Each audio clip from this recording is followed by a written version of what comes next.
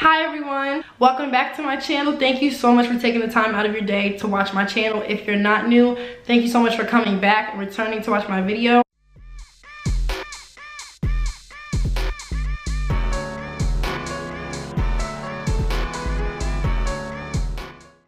This is another important video I wanted to do for you guys, for the people who are just now thinking about attending hair school, beauty school, etc.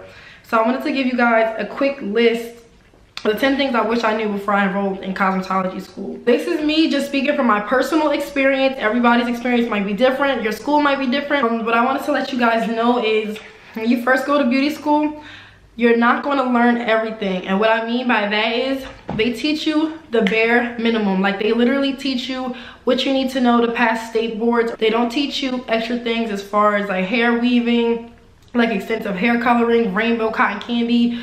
Literally, when I got to hair school, I learned just the basics, like rod sets, roller sets, nails, clipper cuts, using shears, doing like a 0-degree blunt cut. I didn't learn like any of that fancy cutting that you see from like celebrity hairstylists. So pretty much when you go to hair school, it's just to get the basics, to get your license. Now some hair schools are different. As far as mine, pretty much we learn the basics. We learn rod sets, roller sets, perm rods, relaxers, color. You know, it wasn't nothing fancy. I thought I was gonna learn weaves because it was in a, you know, a ethnic part of town, I'll say, like the hood. So I thought I was gonna learn weaves, cuts, colors, caps, glue-ins. Frontals and closures weren't really out back then, but like the invisible part, all those type of hairstyles I thought I was gonna learn once I got to school. And literally a few of my girlfriends after school showed me how to do it. It wasn't something that was in the curriculum. Like I said, every school is different. You might have a school that'll offer you these programs, but they might be additional, or you might just have a cool school that offers all of that. But unfortunately, when I went to school, they don't offer those things. The second thing is your kit might not have all your supplies. And what I mean by that is it goes back to the very first thing I said. It's the basics. So perm rods, nail polish, you get the bare minimum, like just enough to get you started until you can invest back into your kit. So it's not a magical kit that just keeps getting replenished when you do things. You actually do have to invest in yourself. I was kind of disappointed because we got the stove, but the only thing that we did get for the stove was the pressing comb. And every black girl knows, like, I'm pretty much a master with the pressing comb. You don't even need a stove for that. I could sit it on my stove in the house, put a little bit of grease and, you know, get that back corner. So I felt as though if you're gonna give me a stove, I want the Marcells, I want the stand that goes around it. We didn't get any of that. They basically told us you get a hot comb, and if you want to use the Marcells, you have to invest in your irons, but we're giving you a stove to start off.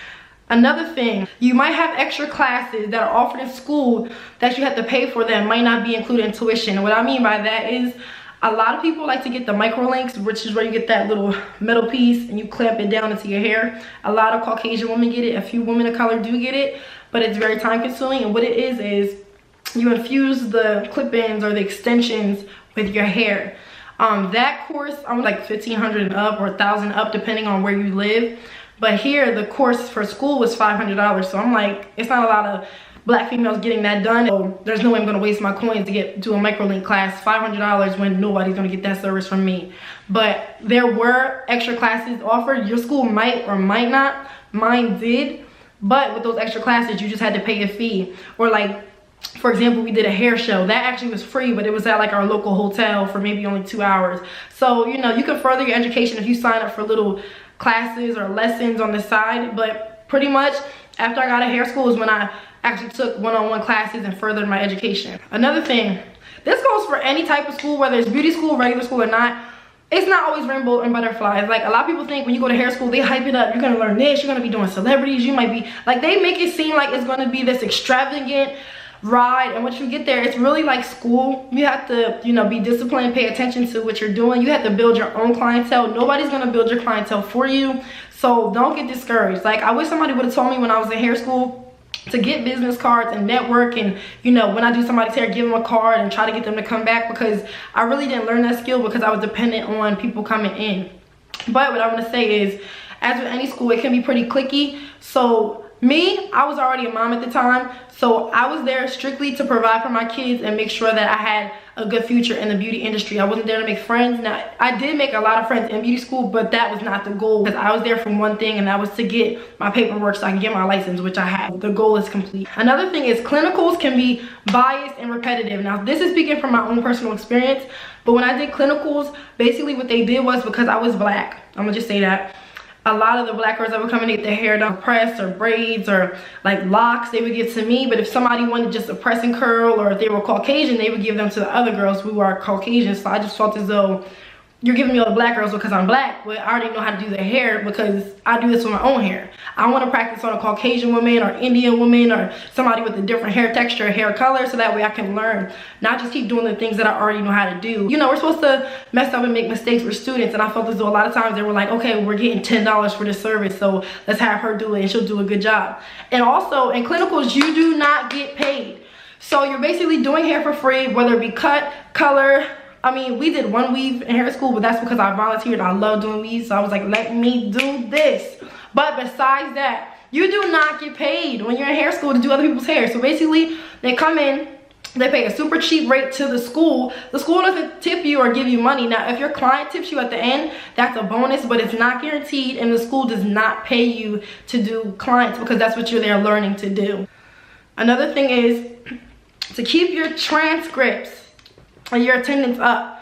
So my beauty school that I was in, I had to make sure that I was there Monday through Friday from 9 to 3. Now if I missed a day, then I had to make up a day. A lot of times when you're in school, whether it be college or beauty school or wherever, if you miss days, you have to make them up. And if you go a long time without making those days up, you're gonna have to make them up at the end. And since you're in school longer than what you're supposed to be, you end up having to pay an extra fee because you've been in school too long. So what I did was at the end, they said, look, you're supposed to be done by March 13th.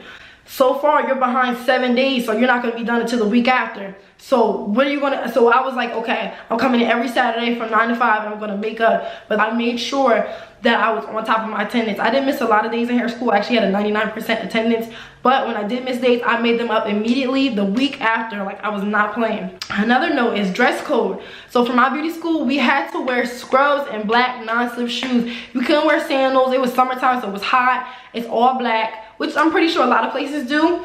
But just be mindful that when you're in school, that's a dress code. Just like when you're in dental school, or if you're in, you know, school to be a doctor, there's certain dress codes and there's certain ways that you're supposed to keep yourself. And with my school, hair and makeup had to be done, which I didn't follow at all. Like, literally my hair was so bummy because I was pregnant. But most hair schools, your hair and your nails, your makeup, everything's supposed to be done because you're a representation of yourself. So if somebody were to walk into your school, they would say, I want her to do my hair because she's slayed to the gods. Another thing, even after you finish hair school, you might have to wait to get your license. So don't think that you're going to finish hair school. For instance, my date was March 13th. You're not going to finish hair school March 13th and then March 14th or 15th, you're going to have your license.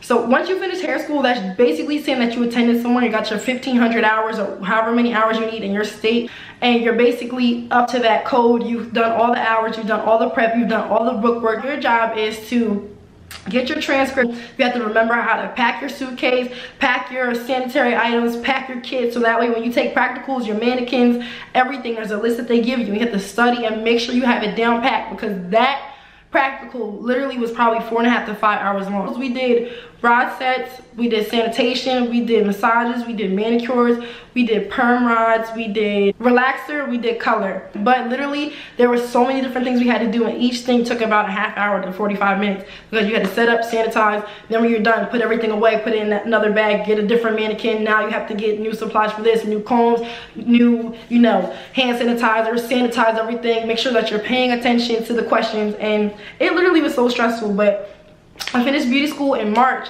I didn't even get my license until November. So that's just something to keep in mind. Like, you might finish school now, but you might not get licensed until a few months later. So just keep that in mind, keep practicing, don't be discouraged. My last thing is, after beauty school, you might have a hard time finding a job. So me, the school I went to, they were hyping it up. Like, as soon as you get done, you're gonna have a job in this field. We're gonna go out and reach out to different companies and salons, and we're gonna get you in and get word out. So I'm good, which was not the case. I call bullshit on that 100%. Got out of school, I literally didn't work in a salon probably November or December of that year. Like, and I had to get in, and it was only because it was like a family friend. But a lot of salon owners do not want you to work in their salon because you don't have experience. Well, I don't have experience because I just finished beauty school, so I need to get in a salon so I can get experience. But a lot of people don't want to take that risk because it's like, she's new, she might not know what she's doing. They might not have the time to sit with you and try to teach you how to do things because they have a busy schedule or a full book or a staff or other things going on. So it's really a give and take type of situation. So you have to print resumes, get business cards. You know, you might have to do a demo where you bring somebody in and show the stylist how you know how to do certain things like a press and curl or color. And even still, they might say, well, this is the only thing you can do. I don't know if I feel like sitting with you and trying to teach you how to do weaves, cuts, colors, because this is my business. So a lot of times salon owners won't take that chance until you've already had salon experience, or unless you assist first, which means you can work here, but you're not going to work as a licensed stylist. What you're going to do is work as my assistant. So you're going to braid for me, shampoo for me, shadow me, and watch everything that I do for a year or two or a few months, however long, and then transition into being a stylist in my salon, because now I know that you've watched my techniques, you know what products to use, now you have a little bit of experience. Now, fortunately for me, I did not have to ever be an assistant. I never was, thank goodness.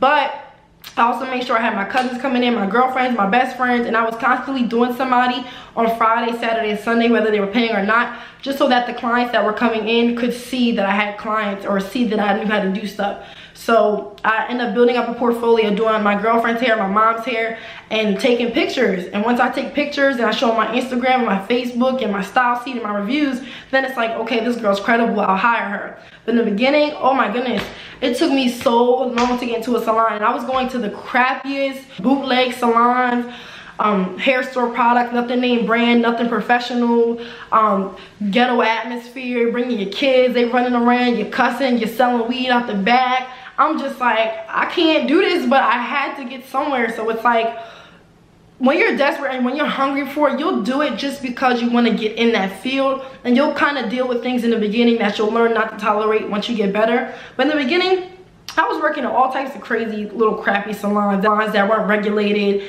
People weren't licensed, but I was, or you know, people were beefing with this person and that. And it was just like, I did that because I knew I had to start somewhere, but I had a vision in mind. So that's just my last thing, that when you get out of hair school, before you even get finished, start doing your girlfriend, start doing your mom, start posting them on Facebook. You know, social media is so big now. Tag your friends and try to get the word out, so that way when you do go out the salon, you can have a few clients. So that way if you do a job interview for a salon, you can say, well, I have clients that I do every 2 weeks. You know, I'm fresh out of school, but I am building my book. Because a lot of salon owners want you to have experience, or they want you to have a book. And if you have clients coming every 2 weeks, that lets her know, like, okay, I'm going to make money because she has clients coming every 2 weeks. That's cash coming in my pocket every 2 weeks as well. So you kind of have to talk yourself up in the beginning and even fake it till you make it. Most of the clients that I said I did were my cousins, their friends, their girlfriends, saying, you know, lie, say that you're a client of mine and I'll give you $20, you can pay me, and then make it seem like you're a client. It really wasn't. Like, sometimes you gotta fake it till you make it, but that's the art of the hustle. Like, when you're in this field, it's all about a hustle. You know, sometimes the client won't even know what style they like, but you can say, you know, I think this will look beautiful on you. Just have confidence. And a lot of times they'll say, okay, I'll go with that, or I trust you just off of the strength or just off this conversation. You know, get to know your clients. I'm rambling now, but I just wanted to tell you guys, do not give up, and make sure that when you go to beauty school, you ask questions. Don't just sign a sheet of paper and say, I'm going to do this for the next year, because it's something that's so important. You can't just take out a student loan and not be into it. Like, I'm not going to put my name on something that I don't have 100% invested into. So just make sure you invest in your craft. You don't give up. You ask questions. Ask. What's this? What's that? What's in the curriculum? You know, do you help promote? You know, are you going to set me up for clinicals? Are you going to make sure I'm prepared? What are the regulations? What do I need? So that way, when you get to beauty school, you're not just in there trying to, you know, feel your way around and then see what's going on. Like, you can already know. So thank you guys so much for watching. I know I've been rambling, but I want to get this video out there. Let's get this video to 1,000 likes. Like, comment, subscribe. You guys already know the drill. Thank you so much for tuning into my channel. Have a great day, guys. Bye.